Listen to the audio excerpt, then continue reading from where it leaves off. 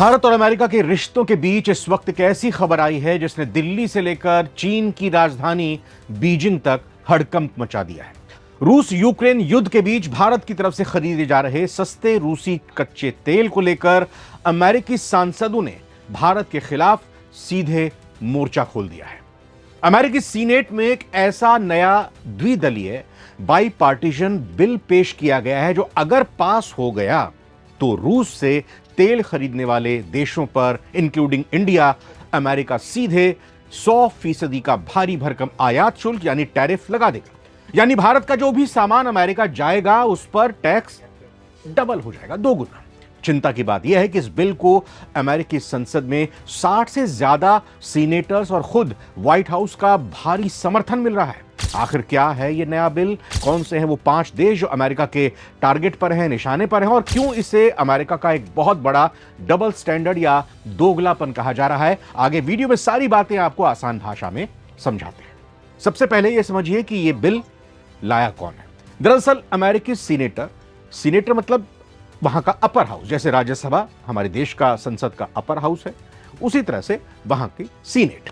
तो senator Richard Blumenthal और हाल ही में दिवंगत हुए दिग्गज सीनेटर लिंडसे ग्रैहम ये तैयार करते हैं इस बिल को, और इस नए बिल का मकसद है रूस की आर्थिक कमर को तोड़ना।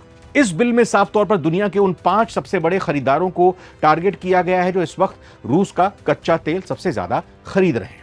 अमेरिकी सीनेटर्स ने बाकायदा प्रेस कॉन्फ्रेंस करके इन 5 देशों के नाम का ऐलान किया है, जो है चीन, भारत, स्लोवाकिया, हंगरी और अजरबैजान।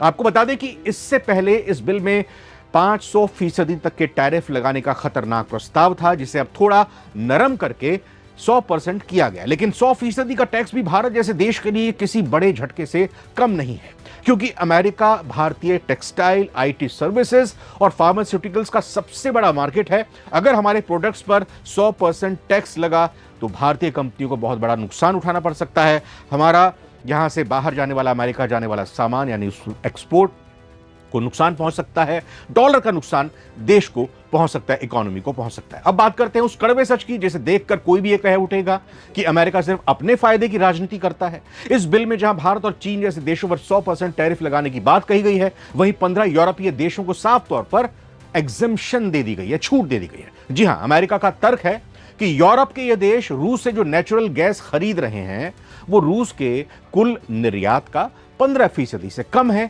और वो इसे धीरे धीरे कम भी कर रहे हैं। यानी एक्सक्यूज उन्होंने दे दी है अपने दोस्त यूरोपीय देशों को। इतना ही नहीं, अमेरिका खुद रूस से बड़े पैमाने पर यूरेनियम खरीदता है, लेकिन उस पर कोई पाबंदी नहीं है। मतलब हम करें तो ठीक, आप करो तो खराब।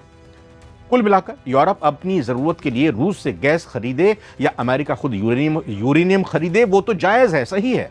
लेकिन जब भारत या कोई और देश अपने लोगों के लिए, महंगाई से बचाने के लिए रूस से सस्ता कच्चा तेल खरीदे तो अमेरिका 100% टैरिफ की धमकी देने लगता है, संसद में बिल लेकर आता है। यह साफ तौर पर अमेरिका का दोहरा मापदंड है, दोगलापन है। यह बिल ऐसे समय पर आया है जब भारत और अमेरिका एक बहुत बड़ी द्विपक्षीय व्यापार संधि, बायलैटरल ट्रेड डील को अंतिम रूप देने में जुटे हैं। दोनों देशों के बीच बातचीत चल रही थी कि अमेरिकी टैरिफ को घटाकर 18% के स्तर पर लाया जाएगा, लेकिन इस नए बिल के भारी समर्थन ने बातचीत पर पानी फेर दिया है। हालांकि भारत की मोदी सरकार का स्टैंड हमेशा से साफ रहा है। भारत के विदेश मंत्रालय ने कई बार दोहराया है कि भारत की ऊर्जा सुरक्षा, एनर्जी सिक्योरिटी उसके नागरिकों के हितों से जुड़ी है, और भारत अपनी जरूरत का तेल कहां से खरीदेगा इसका फैसला कोई तीसरा देश नहीं कर सकता। रूस भी लगातार भारत को भरोसा दे रहा है कि वो किसी भी दबाव में आए बिना भारत को कच्चे तेल की सप्लाई जारी रखेगा। तो कुल मिलाकर अमेरिका इस बिल के जरिए भारत पर दबाव बनाने की कोशिश में है ताकि भारत रूस से दूरी बना ले, लेकिन आज का भारत किसी भी गीदड़ भभकी के आगे झुकने वाला नहीं है। देखना यह होगा कि क्या यह बिल अमेरिकी संसद में अंतिम रूप से पास हो पाता है, कानून बन पाता है, या सिर्फ एक दबाव बनाने का हथकंडा है। आपको क्या लगता है दोस्तों? क्या अमेरिका का यूरोप को छूट देना और भारत पर 100% टैरिफ की धमकी देना सही है? क्या भारत को अमेरिकी दबाव में आकर रूसी तेल खरीदना बंद कर देना चाहिए? अपनी राय नीचे कमेंट बॉक्स में जरूर लिखिएगा।